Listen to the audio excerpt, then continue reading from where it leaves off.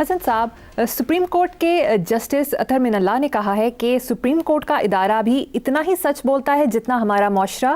40 سال بعد منتخب وزیراعظم کے قتل کا اعتراف کیا گیا۔ وزیراعظم کے قتل سے بڑا جرم کیا ہو سکتا ہے؟ کسی کو ذمہ دار قرار دے کر سزا دی جانی چاہیے تھی۔ سیاسی انجینئرنگ سے یہی حال رہے گا۔ جبکہ جسٹس جمال مندوخیل کا کہنا ہے کہ 200 میں سے 100 گواہ لازمی جھوٹ بولتے ہیں۔ لگ رہا ہے ہم نے نظام ٹھیک نہیں کرنا۔ یار مجھے تو جب بھی جسٹس اطہر من اللہ کا ذکر ہوتا ہے تو مجھے عدلیہ سے ایک شکایت میرے اندر جنم لیتی ہے۔ ہمارے اچھے خاصے یہ ساتھی ہوتے تھے، میں ملا کبھی نہیں ان سے، تو یہ مہمان کے طور پہ ٹی وی پروگرامز میں ہوتے تھے اور بڑی خوبصورت گفتگو کیا کرتے تھے۔ آج بھی انہوں نے خوبصورت بات کی ہے کہ سپریم کورٹ کا ادارہ بھی اتنا ہی سچ بولتا ہے جتنا ہمارا معاشرہ۔ بات خوبصورت ہے لیکن اس میں ایک جھول ہے۔ جھول کیا ہے؟ بچہ تو غلطی کرے، باپ کو تو کچھ شرم حیا کرنی چاہیے۔ میری بات سمجھ رہے ہو؟ اگر ہمارے منصفوں کا لیول بھی، یہ مردم شماری کے جو اعداد و شمار ہوتے ہیں، ہم یہی ہیں نا، ہم بیسیکلی all of us، مریم یاد رکھنا، پاکستان کے 99.999% پیپل وہ انسان اور آدمی نہیں ہیں، وہ صرف آئی ڈی کارڈ نمبرز ہیں۔ اس کا کوئی تو منصب ہوتا ہے نا۔ تو بہتر ہوگا کہ جو انہوں نے حوالہ دیا ہے وہ بہت خوفناک۔ 40 سال بعد منتخب وزیر اعظم کے قتل کا اعتراف کیا گیا، تو جو بے شمار قتل اس ملک پہ ہوئے ہیں جن کا کوئی ریکارڈ نہیں ہے، وہ تو اعتراف کے قابل بھی نہیں ہے۔ وہ تو چونکہ ذوالفقار علی بھٹو اور اعلیٰ تعلیم یافتہ بیرسٹر سر شاہ نواز کا بیٹا، ایک بریلینٹ آدمی، اچھے برے کی بات نہیں کر رہا میں، سیاستدان بیسیکلی خود غرض ہوتا ہے۔ اچھا، تو اس کو جس طرح رگید کے مارا، وین بھٹو ڈائیڈ، اس کا ویٹ کتنا رہ گیا تھا؟ مٹھی بھر بھی نہیں تھا، ہڈیوں کا ڈھانچہ تھا۔ لیکن پھر اللہ پاک کے اپنا پھر انصاف ہے وہیں، یہاں تو 1000 آدمی کیا 10 کروڑ بندے کے قاتل کو بھی کوئی عدالت کیا کر لے گی؟ ایک بار سزائے موت نہ، باقی تو ہمیں ڈھونگا نخرا ہے، بیسٹ کی نقل ہے، اتنی بار پھانسی دے دو۔ وہ اتنی بار پھانسی تو وہی دے سکتا ہے، زندہ کرے مارے، پھر زندہ کرے پھر مارے۔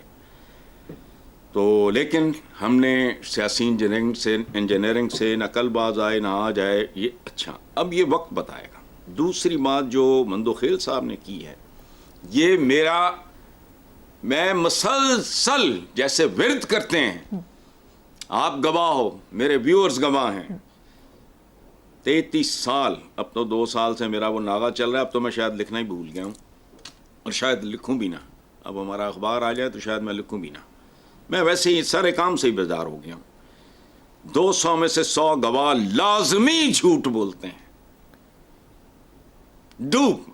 اسلامی جمہوریہ پاکستان، یہ اسلام اور جمہوریت کی بدنامی، جب اس کی تھوڑی سی اسلامی کی جھلک نظر آئے اور جمہوریت کی جھلک تھوڑی 33%، پہلے پرانے زمانے میں پاس مارکس ہوتے تھے 33% وہ نظر آئے تو لگاؤ کیوں؟ اسلام نے کیا بگاڑا ہے بھائی کسی کا؟ جمہوریت نے بھی کسی کا کچھ نہیں بگاڑا، چونکہ ہمارے ہاں وہ تو جمہوریت ہے ہی نہیں۔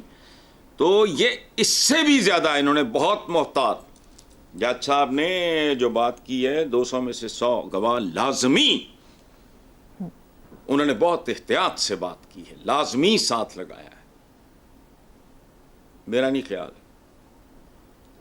یہاں تو مرتا ہوا آدمی جھوٹ بولنے سے باز نہیں آتا، چونکہ اس کے اندر انتقام ہوتا ہے، غلاظت ہوتی ہے، گندگی۔ اور ایک بات سنو، میرا ایک دوست ہے رشید بھٹی، وہ کئی دفعہ ایم پی اے ہمارے والے حلقے سے رائے بینڈ وغیرہ منتخب ہوئے، وہ ان کا بیٹا میرے بیٹوں کی طرح ہے، امر بھٹی۔ انہوں نے مجھے ایک بات بتائی یار، ہانٹ کرتی ہے آج بھی۔ انہوں نے کہا ضیاء الحق سے پہلے کسی کو کہتے تھے قرآن اٹھاؤ، وہ کہتا تھا ذبح کر دو، میں نے نہیں قرآن اٹھانا۔ ضیاء الحق وہ دیکھو، مجھے اس سے کیا لینا دینا یار، میں کیوں نفرت کرتا ہوں؟ چونکہ میں اس کے وہ جرائم جانتا ہوں جس سے لوگ واقف نہیں. بھٹو کو پھانسی دی سب کو پتا ہے. اس نے اس ملک کی اخلاقیات اور تہذیب کو پھانسی دی. جال ساز آدمی تھا. اور بات سنو, کروڑوں لوگوں کے سامنے پبلکلی ٹی وی پہ بیٹھ کے جھوٹ بولنے والا بندہ, اور یہاں ایسا ایسا بے غیرت تھا جو اسے مرد مومن مرد حق کہتا تھا. جھوٹ. ایک بندہ گیا حضور کے پاس کہ جی میرے میں بہت خامیاں ہیں, یہ انہوں نے پوچھا کیا, انہوں نے بتایا. انہوں نے کہا میرے میں اتنی ہمت نہیں, کوئی ایک آدھ حکم کریں وہ میں وعدہ نبھا سکوں. آپ نے کہا صرف جھوٹ چھوڑ دو. جھوٹ چھوڑ دو کہ سب کچھ چھوڑ جائے گا. اچھا, وہ مجھے رشید بھٹی صاحب نے کہا کہ ضیاء الحق کے دور میں ہی قرآن اٹھانا بالکل ہی مذاق ہو گیا. وہ لوگ کہتے تھے ٹھیک ہے ابھی ہے نا, پہلے خوف آ جاتا تھا سن کے کہ بھائی قرآن تے تم ہاتھ رکھ کے کہنا ہے.